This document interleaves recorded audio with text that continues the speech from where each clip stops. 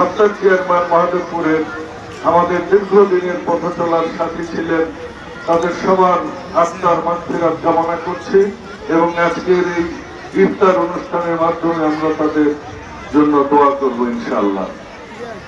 আপনাদের এখানে বিএনপি সব সময় আলেমদের পাশে ছিল। বাংলাদেশের শুরু থেকে আলেমদের সাথে আমরা ছিলাম।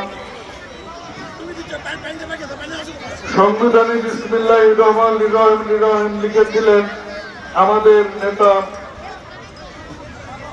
শহীদ প্রেসিডেন্ট জিয়াউর রহমান। আমাদের সংগ্রামী সভাপতি ফজলে হুদা বাবুর উপস্থিত রয়েছেন বদলগাছি থানা বিএনপির বিভিন্ন পর্যায়ের নেতৃবৃন্দ, অঙ্গ সংগঠনের বিভিন্ন পর্যায়ের নেতৃবৃন্দ, মহাদেবপুর থেকে আগত মহাদেবপুর থানা বিএনপির বিভিন্ন পর্যায়ের নেতৃবৃন্দ, মানুষ একত্রিত হয়ে রব্বুল আলামিন করে দিন মাওলা, রব্বুল আলামিন সালাম পাঠ করেছি মাওলা।